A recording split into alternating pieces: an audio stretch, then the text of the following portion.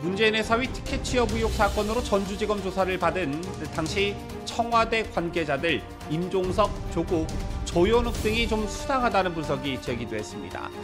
검찰에 소환된 문재인 측근들이 검찰 출두 전과는 달리 막상 조사를 받고 나온 뒤에는 굳게 입을 다물고 있기 때문인데요.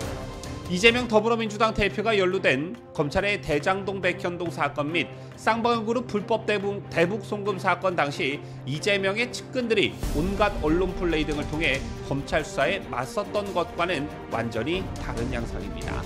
자, 어떤 이유에서인지 살펴보고 이상직 전 의원의 중소벤처기업진흥공단 이사장 임명과 사위 채용 과정에 개입한 문재인 측근, 전직 청와대 관계자가 누구인지 알려지지 않은 상황에서 현재 정치권과 검찰 주변에서는 이 같은 과정을 주도한 것이 문재인이 아니라 부인 김정숙이라는 소문이 무성하다고 합니다.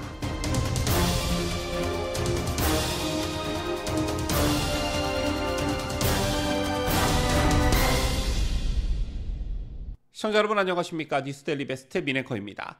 자, 오늘 현재까지 문재인 전 사위의 항공사 티켓 취업 의혹을 수사 중인 전주지검 형사 3부에 소환돼 조사를 받은 문재인의 청와대 시절 측근들은 임종석 전 비서실장과 주영훈 전 경호처장, 그리고 조국 전 민정수석과 조현옥 전 인사수석, 백원우 전 민정비서관 등 10여 명에 달합니다.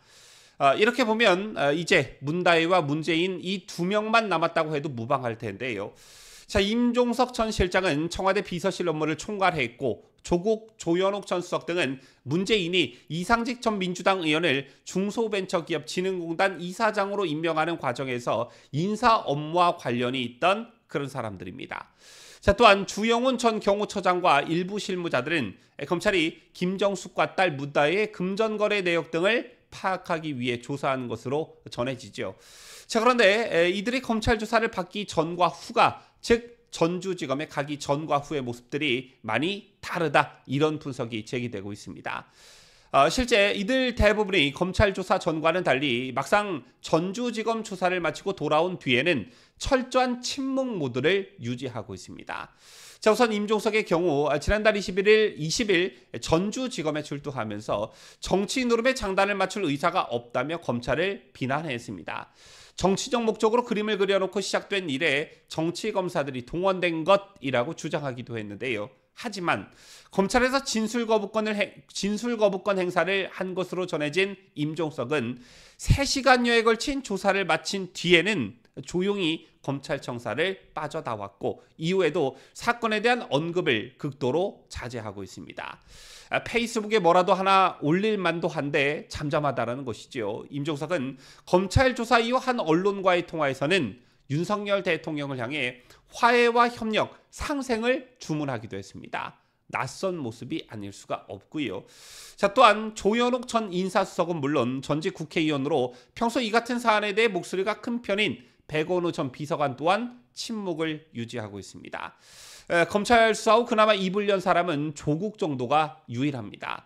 지난달 31일 전주지검 조사를 받은 조국은 지난 2일 자신의 SNS에 글을 올려 검찰 수사를 선택적 과잉범죄화라고 규정 비판했습니다. 하지만 조국이 말한 선택적과 과잉범죄화라는 말 속에는 이 사건을 바라보는 조국의 고민, 딜레마가 담겨 있다는 지적이 나오고 있는데 왜 그러냐 하면 선택적이라는 말은 정치보복, 과잉은 뭐 이런 것까지 수사하느냐 뭐 이런 의미로 받아들여질 뿐 조작 내지 뭐 없는 일을 검찰이 꾸몄다, 만들어냈다, 죄가 없다 이런 뜻은 아니기 때문입니다.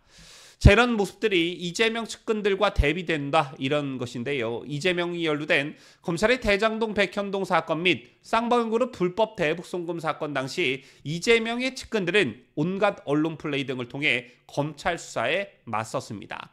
특히 이 과정에서 이들은 마치 이재명이 아무런 잘못이 없다, 무죄를 확신하는 것처럼 온갖 말들을 쏟아냈고 심지어 민주당 차원에서는 검찰의 조작 수사를 운운하면서 검찰을 향한 대대적 공세를 취하기도 했습니다.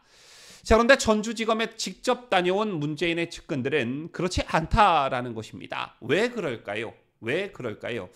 그 이유는 뭐 간단하죠. 검찰 수사를 받는 피의자나 참고인이 이렇게 침묵하는 것은 통상 매우 불리한 상황에서 벌어지는 일입니다.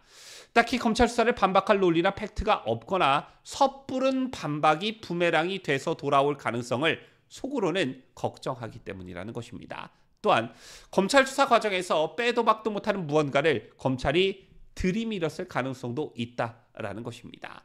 그런가 하면 수사는 상당 부분 진척이 되었지만 아직 이상직 전 의원의 중소벤처기업진흥공단 이사장 임명과 사위 채용 과정에 개입한 문재인의 측근 전직 청와대 관계자가 누구인지는 알려지지 않았습니다.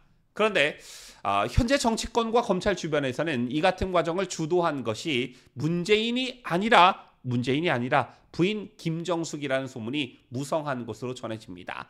제2와 관련해 검찰은 임종석 전 청와대 비서실장, 주영훈 전 경호처장, 조현옥 전 인사수석, 그리고 조국 전 민정수석과 백원호 전 민정비서관 등에 대한 소환 조사를 벌였는데요. 이 중에서도 민정수석이었던 조국의 말에 주목할 필요가 있다라는 것입니다. 지난 31일 검찰 조사를 받은 조국은 이상직이라는 사람도 문재인 전 대통령의 사위도 모른다라면서 자신이 이 사건에 개입하지 않았음을 강조했습니다. 당시 이 같은 조국의 발언에 언론도 주목을 했었는데 그도 그럴 것이 이상직 전 의원의 중소벤처기업진흥공단 이사장 임명이 정상적인 경로로 이루어졌다면 당시 민정수석이었던 조국이 이런 주장을 하기 쉽지 않았기 때문입니다. 바로 이 점이 김정숙 주도설이 나오는 결정적 이유인데요. 주영훈 전 경호처장이 검찰의 소환 조사를 받은 것도 이 가능성을 높여주는 대목이라고 할 수 있습니다. 다만 그렇다고 하더라도 사법 처리 대상은 대통령이었던 문재인 몫이 될 수밖에 없고 실제 최근 검찰은 문재인의 딸 문다혜와 주변에 대한 압수수색 영장에서 이를 분명히 했습니다. 이상직 의원의 중소벤처기업진흥공단 이사장 인사를 결재한 게 문재인이고 추후에 사위가 이전 의원이 소유한 타이이스타젯에 취직한 사실을 문재인 본인이 몰랐을 리가 없기 때문이겠죠. 그런가 하면 전주지검 조사를 받고 나온 조국이 최근 올린 SNS 글이 논란이 되고 있는데 내로남불도 이런 내로남불이 없다라는 것입니다. 제2의 논두렁식의 공작 운운하면서 선택적 과잉범죄화 이런 말을 썼는데요. 무엇보다 문재인 사위와 관련한 이 사건은 시민단체와 야당인 국민의힘이 2020년 9월부터 2021년 12월까지 무려 4차례에 걸쳐 이상직 전 의원 등을 검찰에 고발하면서 시작이 됐습니다. 따라서 조국이 정치보복이라는 의미로 사용한 선택적 수사라는 주장은 애당초 성립하지 않는 것이고요. 오히려 고발장이 접수됐음에도 불구하고 지난해 9월 이창수 현 서울중앙지검장이 전주지검장에 부임하기 전까지 문재인 정권 하에서 수사를 회피한 3명의 전직 전주지검장들이 직무유기를 했다는 지적이 더 타당성이 있는 말입니다.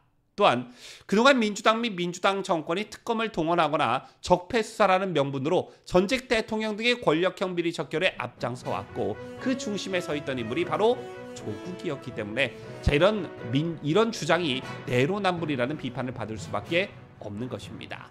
지금까지 저는 자유대한민국을 소화하는 뉴스데일리 베스트 민앵커였습니다.